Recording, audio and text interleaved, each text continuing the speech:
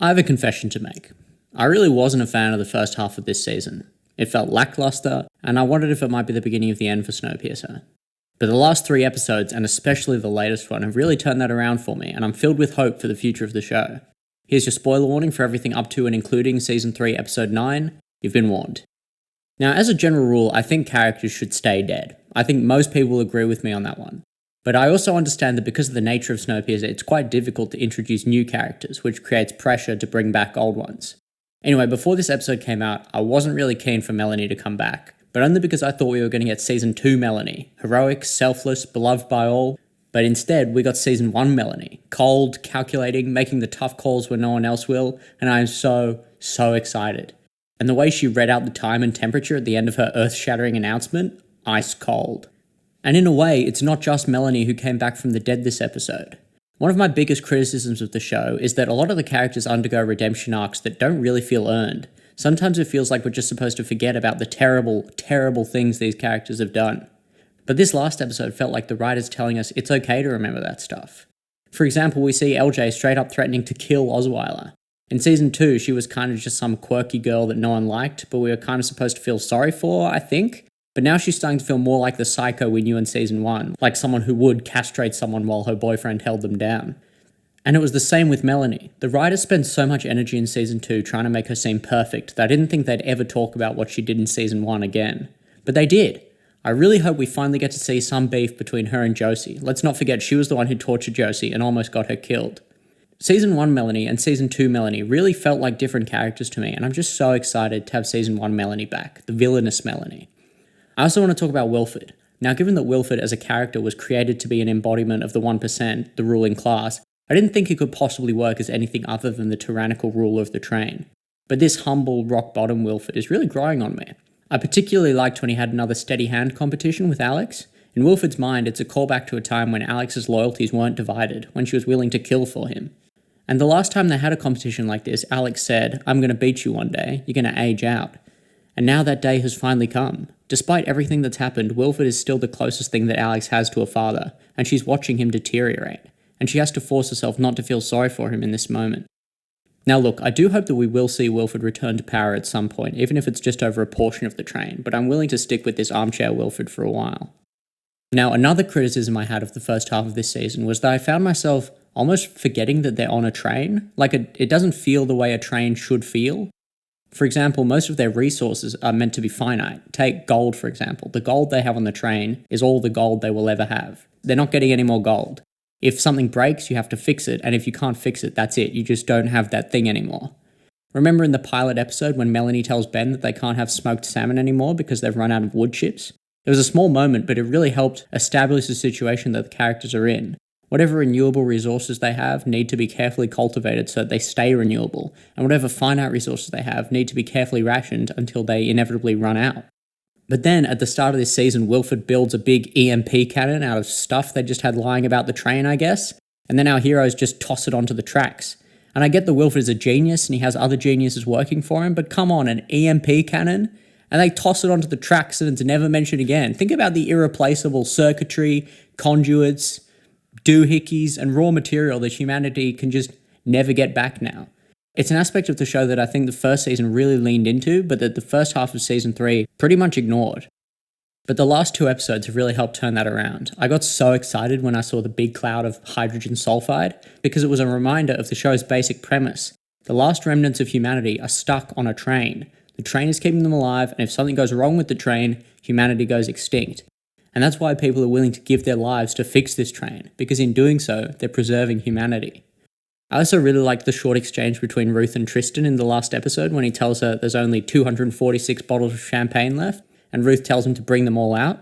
It's a reminder that their resources are finite, and a demonstration that Ruth is excited to get off the train. She's bought into the propaganda. She genuinely believes they'll find New Eden. And my third big criticism of Season 3 was the lack of political commentary. I said in a previous video that I think it's an essential part of Snowpiercer and that the story can't really exist without it. But in the second half of this season, there has been political commentary. It's been subtle, but it's there if you look. And I especially loved how this latest episode explored democracy. When Melanie wakes up, Alex tells her Leighton runs the train now, but not actually because it's a democracy. Well, it's not like that either. And she doesn't really elaborate on that. which causes us to question, how is Leighton's rule different to a democracy? Well, the idea of a democracy is that the people get a say. But since it's not practical to have people get together and vote on every single issue, they instead vote to elect people who will represent their interests on such matters. And there's a lot about Leighton's rule, and also about our own democratic system, that is undemocratic.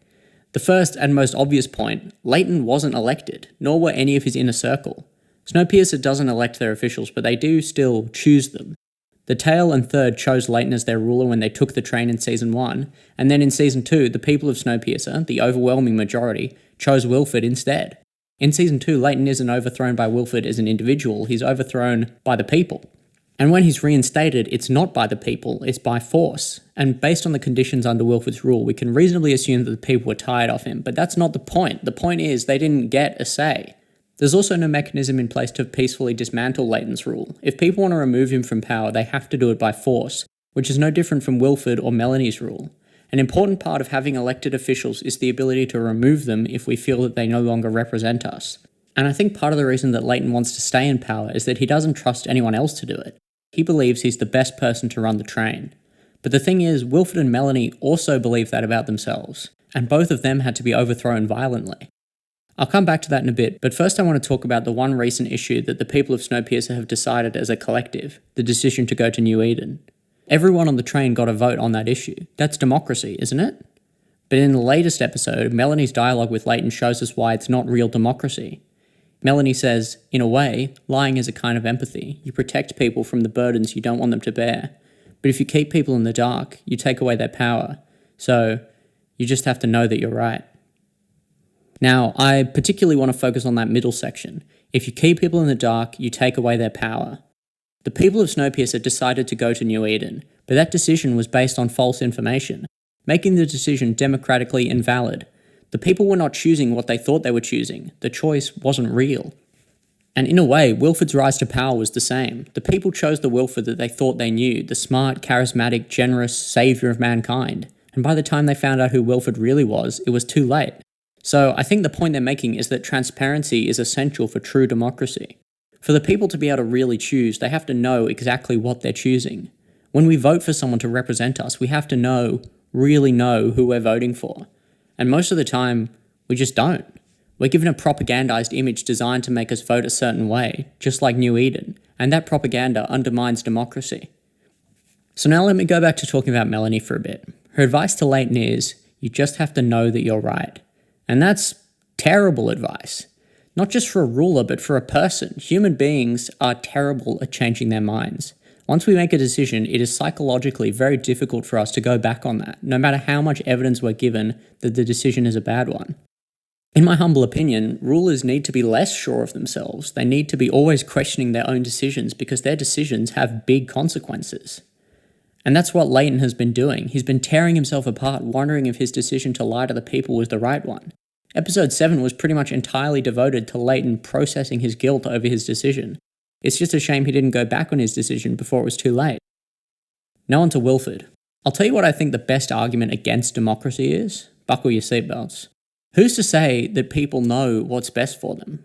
Why should we let the average Joe decide what happens to him when someone else could make a better choice?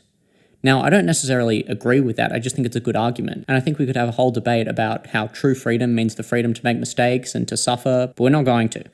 My point is, Wilford thinks he should be in charge because he's smarter than everyone else. He thinks he knows what's best for people even more than they do. He says to Melanie in this episode, someone has to be the grown-up and keep these people safe. And surprisingly, I don't think the story completely dismisses Wilford's ideology.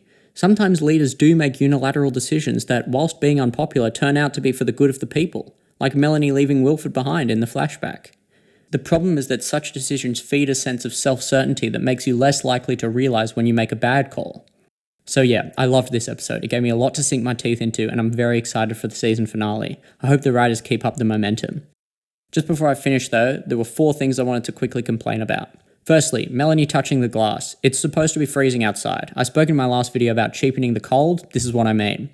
Secondly, Josie puts her own life on the line to save Melanie, who is basically her mortal enemy, and we get no hints whatsoever as to how she feels about it. Are we ever going to get a resolution to what happened between them? Thirdly, I'm finding the relationship drama really uninteresting. I know it's a matter of opinion, but I just don't care about Till and Audrey getting together, or Ben and Josie, or whether Carly and Alex are going to be more than friends. That's just not why I watch the show.